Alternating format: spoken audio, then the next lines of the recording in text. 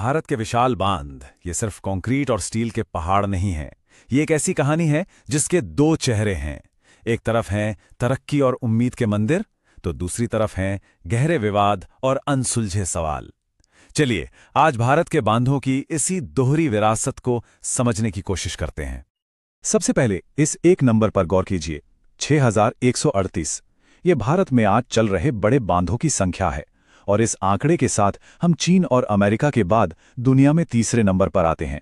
ये स्केल ये अपने आप में ही एक जबरदस्त कहानी है। और इस कहानी की शुरुआत हुई थी इस एक सोच के साथ। जवाहरलाल नेहरू का ये कहना कि बांध आधुनिक भारत के मंदिर हैं सिर्फ एक लाइन नहीं थी, ये एक विजन था, एक ऐसे नए आत्मनिर्भर भारत का सपना जिसकी नींव यही बांध रखने वाले थे। तो इन मंदिरों को एक आत्मनिर्भर राष्ट्र की नींव की तरह कैसे देखा गया? चलिए पहले कहानी के इस पहलू को समझते हैं। हरित क्रांति, जिसकी वजह से भारत खाने के मामले में आत्मनिर्भर बन पाया। लेकिन ये क्रांति मुमकिन कैसे हुई?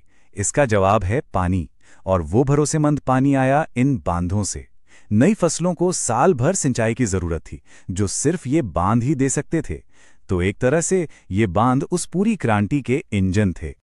अब बात करते हैं कुछ कमाल के इंजीनियरिंग कारनामों की, जो भारत के बांधों की पहचान है।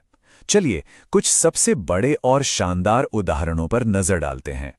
ये है टिहरी बांध, हिमालय की गोद में 260 मीटर से भी ज्यादा ऊंचा। ये भारत का सबसे ऊंचा बांध है और दुनिया के सबसे ऊंचे बांधों में से एक।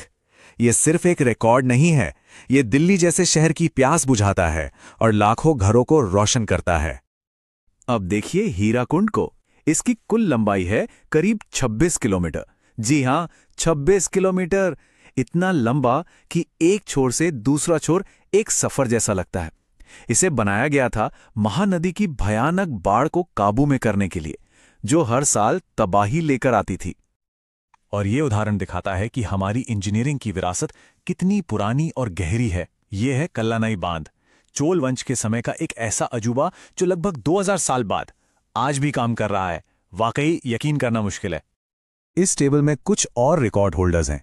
इंदिरा सागर का जलाशय, इसमें खरबों लीटर पानी जमा हो सकता है। या फिर नागार्जुन सागर, जो दुनिया का सबसे बड़ा चिनाई वाला बांध है, मतलब इसे पत्थर और गारे से बनाया गया है। ये उपलब्धियां सच में शानदार हैं। और यहीं से कहानी एक बड़ा मोड़ लेती है। इन शानदार मंदिरों की चकाचौंध के पीछे कुछ बहुत मुश्किल सवाल छिपे हैं। तो सवाल यह है कि इस तरक्की की आखिर कीमत क्या चुकानी पड़ी है? अब हम बात करेंगे उन दो बड़ी समस्याओं की जो इन आधुनिक मंदिरों के लिए एक बड़ा खतरा बन गई हैं। पहली है इनकी बढ़ती उम्र और दूसरी है इनकी घटती हुई काम करने की क्षमता।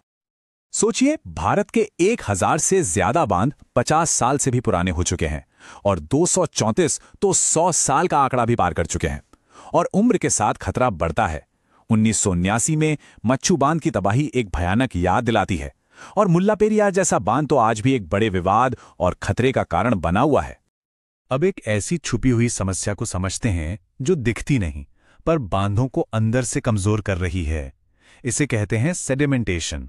आसान भाषा में कहें तो बांध की झील धीरे धीरे मिट्टी और गाद से भर रही है, जिससे पानी जमा करने की जगह ही कम होती जा रही है।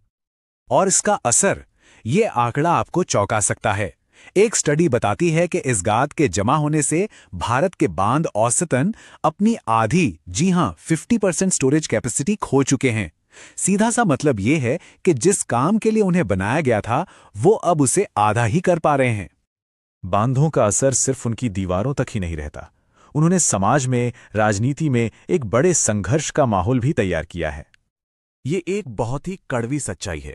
इन बड़ी बड़ी विकास परियोजनाओं की वजह से एक अनुमान के मुताबिक करीब 2 करोड़ परिवारों को अपने घर, अपनी जमीन, अपनी जड़ों से उखड़ना पड़ा।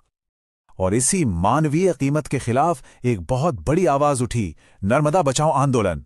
भले ही वो सरदार सरोवर बांध को बनने से नहीं रोक पाए, लेकिन उनके संघर्ष ने पूरी दुनिया में विकास के मॉडल पर ही सवाल खड़े कर दिए। सूचना का अधिकार जैसी चीजें भी कहीं ना कहीं इसी आंदोलन की देन है। मुल्ला पेरियार विवाद इस टकराव का एक जीता जागता उदाहरण है। एक तरफ है केरल, जिसे डर है कि ये 129 साल पुराना बांध अगर टूट गया तो लाखों लोगों की जान खतरे में पड़ जाएगी। वहीं दूसरी तरफ है तमिलनाडु, जो अपने 999 साल पुराने कानूनी हक और पानी की जरूरत की बात करता है। ये सुरक्षा और अधिकार के बीच एक ऐसी लड़ाई है जो आज तक सुलझ नहीं पाई है। तो इन तमाम संकटों को देखते हुए सवाल उठता है कि भारत अब क्या कर रहा है? क्या इन चुनौतियों से निपटने के लिए कोई कदम उठाए जा रहे हैं? सरकार ने हाल ही में 2 बड़े कदम उठाए हैं। पहला 2021 में लाया गया बांध सुरक्षा अधिनियम, जो इन बांधों की निगरानी और रखरखाव के लिए एक कानूनी फ्रेमवर्क बनाता है, और दूसरा है ड्रिप प्रोजेक्ट, जो पुराने और कमजोर हो चुके बांधों की मरम्मत और उन्हें सुधारने का एक बहुत बड़ा मिशन है। और ये ड्रिप प्रोजेक्ट कितना बड़ा है, इसका अंदाजा आप इन आंकड़ों से लगा सकते हैं। पहले चरण में ही करीब 2,500 करोड़ रुपए खर्च हुए, और अब दूसरे और तीसरे चरण के लिए 10,000 करोड़ से भी ज्यादा का बजट है।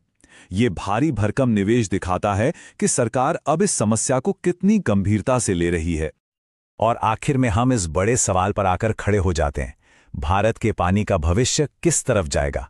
क्या हम 143 नए बांध बनाने के रास्ते पर आगे बढ़ेंगे, या फिर जो हमारे मौजूदा 6,138 पुराने मंदिर हैं, पहले उनकी नींव की दरारें भरेंगे, उन्हें बचाएंगे?